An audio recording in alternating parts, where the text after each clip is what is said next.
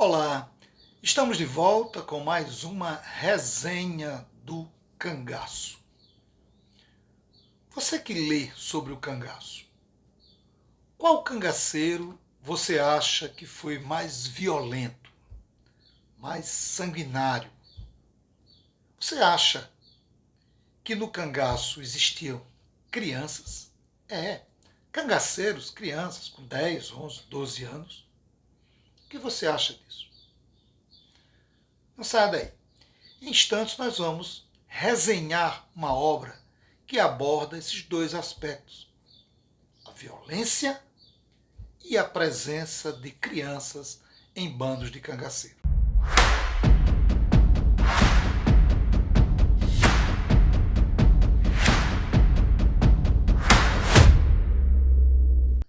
No programa de hoje nós iremos conversar sobre esta obra, Volta Seca, o Menino Cangaceiro. Autor Nertan Macedo, editora Tessauros, Brasília, 1982, 97 páginas. Nertan nasceu no Ceará, foi jornalista, cronista, teatrólogo, poeta e historiador, com vasta experiência em jornais e revistas, e também autor de uma vasta obra no campo da literatura e também sobre o cangaço. Vale a pena conhecer a obra de Nertan Macedo. Mas antes de entrarmos na conversa, no nosso bate-papo sobre a obra, eu quero agradecer a participação de todos e todas no nosso 18º Fórum do Cangaço. No primeiro Diálogos, Paulo Gastão, e no terceiro Encontro de Saberes Históricos, que nós realizamos nas dependências da Universidade do Estado do Rio Grande do Norte. Foi muito bom retomar as atividades do nosso fórum.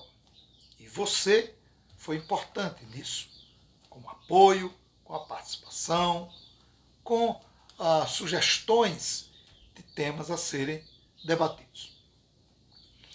A obra de Nertan divide-se em 11 capítulos e o próprio autor a define como uma crônica.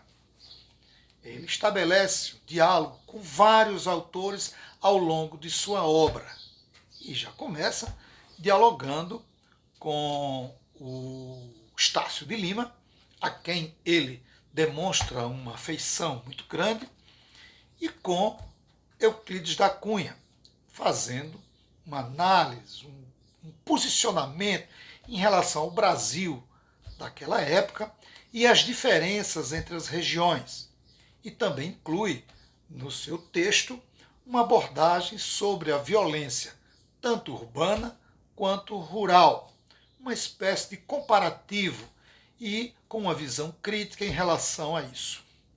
Para mim, já começa bem a sua obra quando ele levanta as questões sociais para entender um pouco da violência, tanto nas grandes cidades, nas chamadas metrópoles litorâneas, como nos sertões, em destaque para os sertões do Nordeste do Brasil, região ao qual que ele coloca o seu olhar para escrever a sua obra.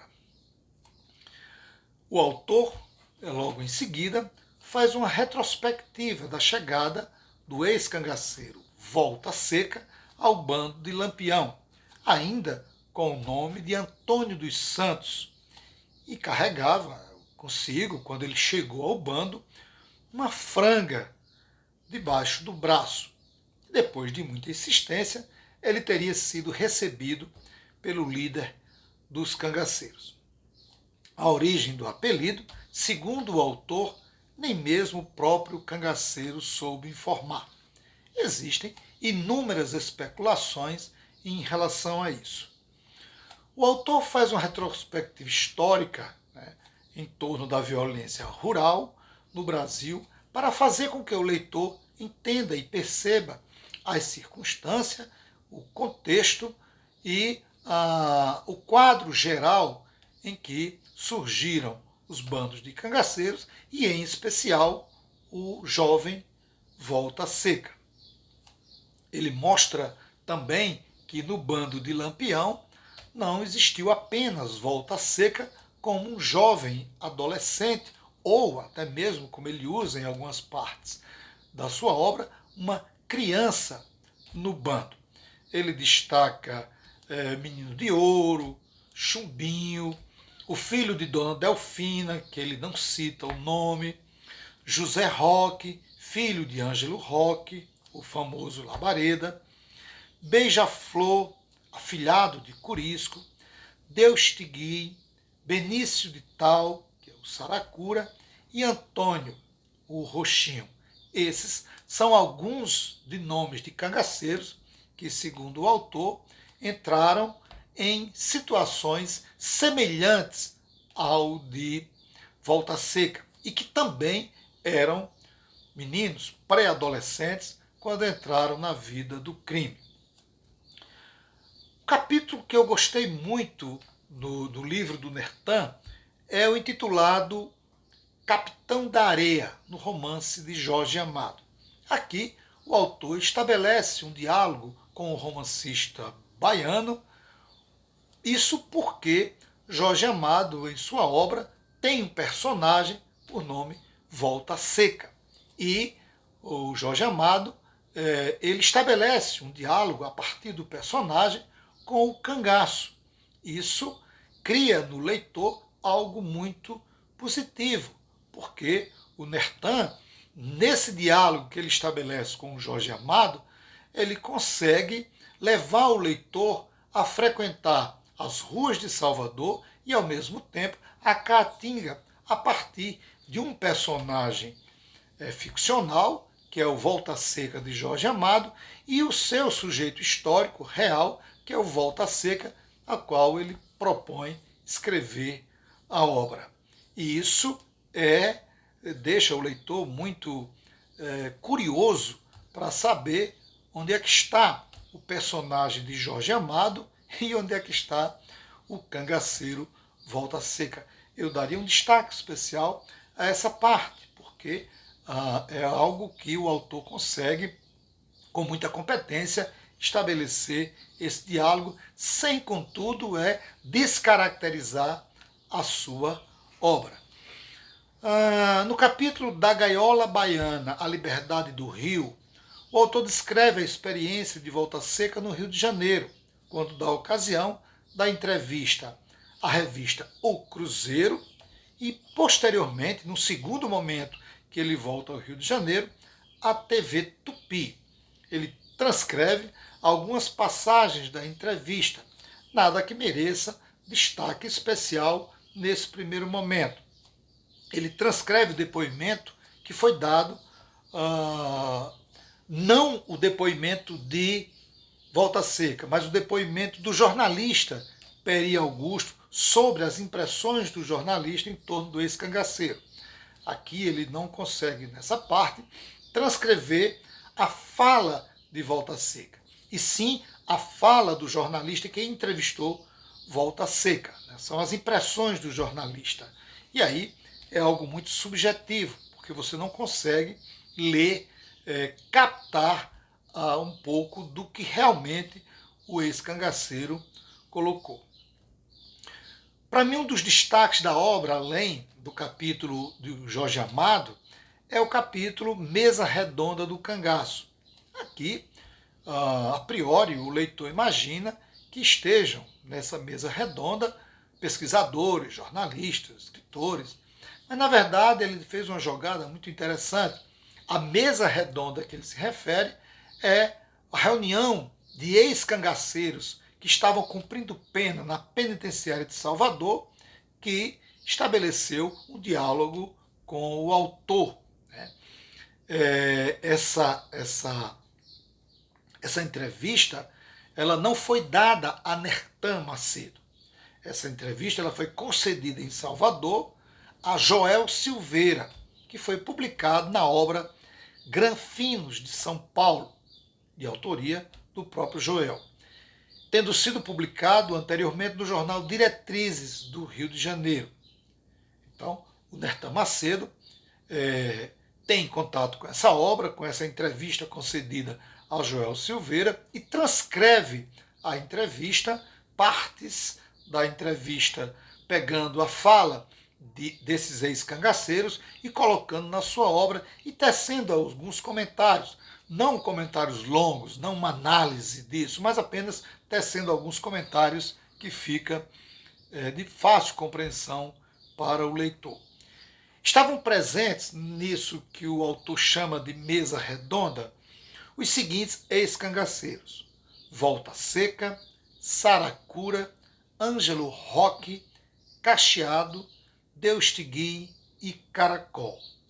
Aqui interessante, como eu já disse, que o autor transcreve trechos dos depoimentos dados pelos ex-cangaceiros ao Joel Silveira. E ele sempre dá ênfase às falas de Volta Seca, né? E, vez por outra, ele cita outros cangaceiros ali presentes. Destaco aqui duas falas que, ao meu ver, merecem um destaque e uma atenção. É a fala de Cacheado e a fala do próprio Volta Seca, quando eles se referem aos coiteiros. Segundo o autor, o Cacheado tece o seguinte comentário sobre os coiteiros. Abre aspas. Quase todo dono de fazenda era coiteiro. Os coiteiros sempre foram nossa perdição. Eles nos davam dinheiro, comida e munição. E eram sempre eles que nos entregavam aos macacos, termos que ele utilizou para definir os soldados volantes. E destaca dois coiteiros que ele acredita serem os mais importantes: o Antônio Cacheiro, de Sergipe, e o doutor Odálio, de Pau Ferro, em Pernambuco. Volta Seca também, segundo o autor, tece o comentário sobre os coiteiros. Ele diz: eles tinham que ajudar a gente, senão a gente queimava a fazenda e matava o gado. Isso é uma forma, a meu ver, do Volta Seca sair em defesa desses coiteiros. As memórias transcritas pelo autor merecem destaques, pois como não são textos corridos e depoimentos isolados, ele consegue estabelecer um diálogo com cada ex-cangaceiro, né? Por isso o título, bem criativo, Mesa Redonda, dá ao leitor a impressão de se tratar realmente de uma mesa de debates. Mas ele consegue organizar as falas, deixando o leitor muito tranquilo, muito à vontade para essa leitura.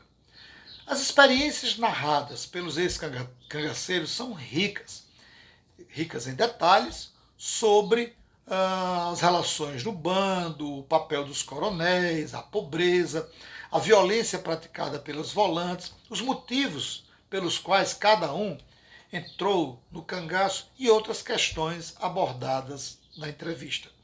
É rica, é importante para que você tenha acesso a algumas informações trabalhadas na obra. No capítulo Morte e Baile em Queimadas, esse é o capítulo que o autor demonstra e constrói uma narrativa que choca o leitor. Muito semelhante ao que nós conhecemos em outras obras, quando se trata do episódio de Queimada, né? E aqui, antes de entrar, de narrar sobre o que aconteceu em Queimadas, ele vai buscar informações em Euclides da Cunha e Ranulfo Prata. Ambos, em suas obras, dão destaques a Queimadas. Na página 72, o autor volta a citar outros meninos que participaram de assaltos ou tentativas de assaltos pelo bando de Lampião, e cita o caso de Mossoró, descrevendo como, abre aspas, o assalto à cidade norte rio-grandense de Mossoró, fecha aspas. Na verdade, Mossoró resistiu e impediu qualquer assalto na área urbana. É claro que o mesmo não podemos dizer nas comunidades rurais distantes da zona urbana de Mossoró. Mas na área urbana, na área que nós podemos chamar de área administrativa, não houve assalto nenhum.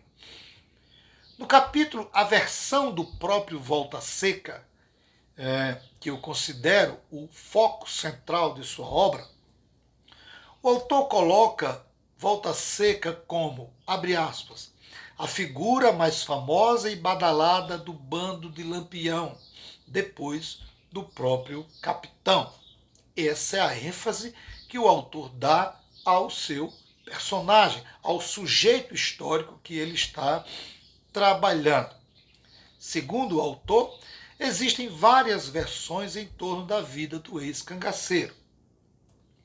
A entrevista que o autor usa em sua obra, não foi ele que fez a entrevista, foi publicada pela revista O Pasquim, em novembro de 1973, a edição número 222, sob o título O Pasquim encosta na parede o Jesse James do Nordeste, Volta Seca, o cangaceiro. Fecha aspas. Esse é o título da matéria publicada no Pasquim e foi feita por Milor Fernandes, Jaguar, Ziraldo e Sérgio Cabral. Aqui, o autor, de forma muito boa, muito inteligente, omite as perguntas dos entrevistados e foca apenas nas respostas. A entrevista mostra a trajetória de vida de Volta Seca, antes, durante e depois do cangaço. O autor ainda descreve a entrevista concedida pelo ex-cangaceiro em 1958 ao jornalista Bruno Gomes, do jornal O Globo, onde também o ex-cangaceiro mostra suas experiências no cangaço. Antes de dar a minha opinião final, eu quero pedir a você para que dê o seu like. Se não for inscrito no canal, se inscreva, compartilhe e deixe sua sugestão de obras. Nós sempre acompanhamos e agradecemos a sua participação. Queremos, com a sua ajuda, fortalecer o nosso trabalho, consolidar e divulgar mais resenhas do cangaço e outros programas que nós temos no nosso canal. A obra de Nertan merece um destaque especial. Primeiro, por não ter como personagem central Lampião. Segundo, por tratar de um cangaceiro menino, de discutir os problemas que circulavam a vida das famílias dos sertões do Nordeste do Brasil, que terminavam empurrando essas crianças, esses meninos, para o mundo do crime. Terceiro, pela forma como o autor constrói a sua narrativa. Ele mesmo diz, é uma crônica. Mas essa obra de Nertan, para mim, vai além de uma crônica. É um documento que merece a pena ser lido, ser analisado e que serve como fontes para outras obras que discutem o cangaço. Muito boa obra e que você precisa ter na sua estante, no seu acervo sobre o cangaço. Eu quero agradecer a cada uma pela participação e pela ajuda que tem dado ao nosso trabalho. Um forte abraço a todos e a todas e até o nosso próximo programa.